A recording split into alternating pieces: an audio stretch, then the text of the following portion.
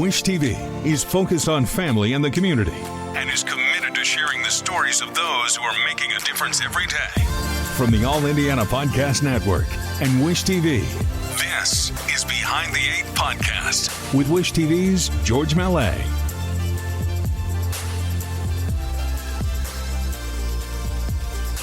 This is George Mallet with the Behind the Eight Podcast. Today, we're going to be talking with Courtney Wiggins about her interesting series, Finding Indiana. Courtney is also a news producer on The Daily Line, producing the midday news, and sometimes fills in on All Indiana. In a moment, Courtney Wiggins.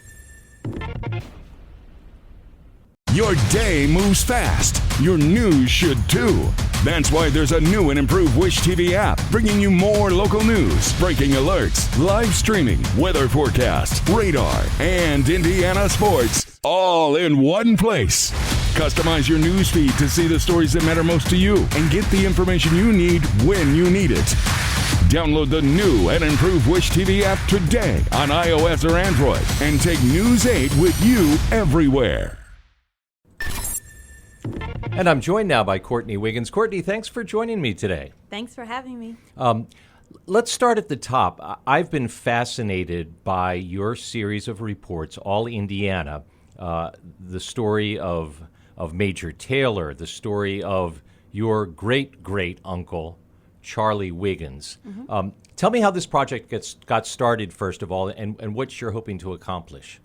So I am a history fanatic. I love history, especially history about people who have made a difference. And, you know, for some time I had been thinking about a way of blending history and blending TV, you know.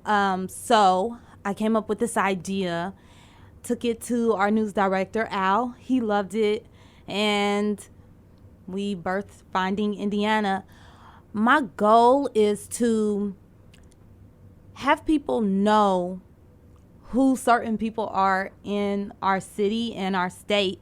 I feel like a lot of times we see names, we see murals on buildings downtown, and we don't know who these people are. There's a lot of hidden gems.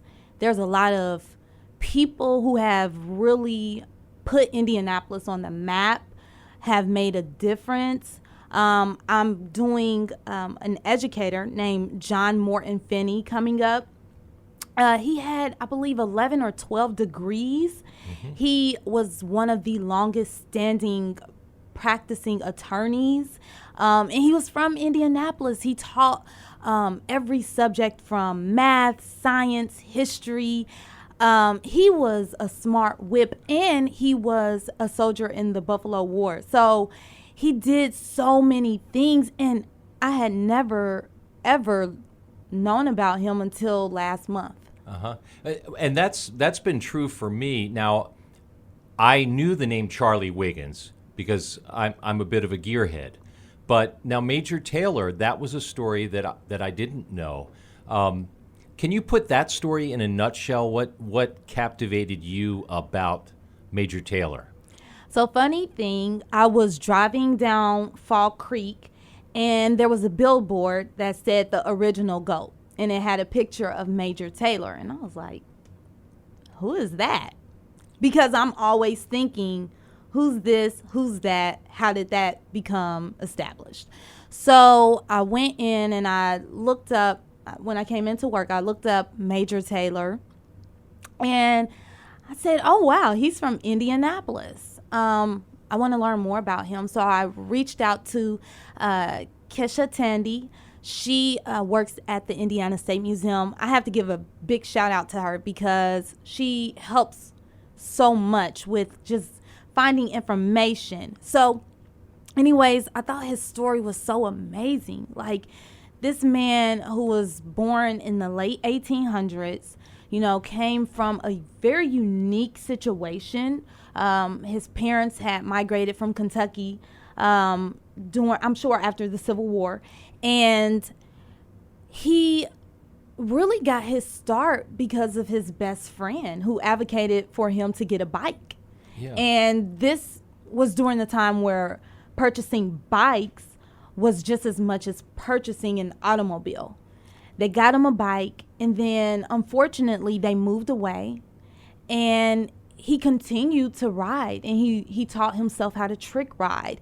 And then he got another unique opportunity by a store owner who saw him and got him a new bike, paid him, and wanted him to do tricks outside of his store to bring in more customers. And then after that, he began a race. And so I just thought his story was so interesting, and I thought it needed to be told. To see, you know, that he had a velodrome named after him, and we not know his story, and then a mural downtown and not know who he is, I thought people ought to know. And I'm burying the lead, but probably we should tell our audience that Major Taylor, in the bicycle world, people that have a sense of history regard him as the greatest cycling sprinter of all time, including today. So, yes. Now, the story of Charlie Wiggins, a little closer to home for you. He is your great uncle. Yes. His story is amazing because he arguably should have been in the Indianapolis 500 with his skill set. Yes. I learned about my great uncle Charlie when I was in 10th grade. My great Aunt Rochelle, she helped me to learn about him through a project. And I became in love ever since because I thought his story was amazing, yet sad because no one knew about it. You know, it's like, how do you not know about Charlie Wiggins, the Negro Speed King, a champion in his own right, and still know about the 500, you know? So I wanted to tell his story. Not just because he's my great uncle, but because he really has a great story. Even if he wasn't my great uncle, I still would want his story to be told because it needs to be told. I think because of the time that he was born in, him racing in the 500 just really wasn't possible. And not because of his lack of ability to race. It was pure racism. It was just pure racism, yes. Now, I'm fascinated by the process for, you know, you're kind of just out there, you're a curious person, and you're seeing a billboard or hearing about something and then investigating it. How much work has had to go into the research that preceded the stories? Oh, so much. Yeah. It is challenging at times because of the time period. It's not like, even though we have Google, it's not like everything is available on Google. Right. It's hard. I mean, I have to reach out to people, family members. I mean, even doing my great uncle was a challenge because my great aunt and my great cousins, they didn't have photos. I mean, right. Crazy thing is, a book was written about Charlie, and I had to reach out to the author, and thankfully, he was more than willing to help because he loved his story just as much. So he had all of the pictures. And I thought it was just crazy because we don't have a lot of pictures. We've either loaned them out to museums. My aunt loves to tell the story about how one museum stole my great uncle's trophy. So that's challenging because you realize that you hit roadblocks where you don't have certain things. You don't have pictures, which we're in the business of TV. You have to have pictures to tell the story, a video. Also, just running into roadblocks of maybe some people don't know or there's some misinformation here or there. So what I've tried to do was connect the dots with the most consistent stories, with the most consistent pieces of information. That's what I've tried to do. And thankfully, I've been very successful in connecting with people who know their stories really well, and everything is adding up as I go along. So, and there you go, folks. That's kind of a look behind the curtain of how Finding Indiana is put together by Courtney Wiggins. We probably should say in collaboration with Randall Newsome. Yes. Shout out to Randall, because he definitely helps out a lot. And, Finding Indiana wouldn't be the same without him. So I'm very grateful for his help. She is Courtney Wiggins, one of the producers here at Wish TV8 and one of the best. Thanks for being with me, Courtney. Thank you for having me. And I should point out that all of Courtney's stories are available at wishtv.com. This is George Mallet thanking you for joining us for Behind the Eight. Subscribe to this podcast and all of the podcasts on the All Indiana Podcast Network.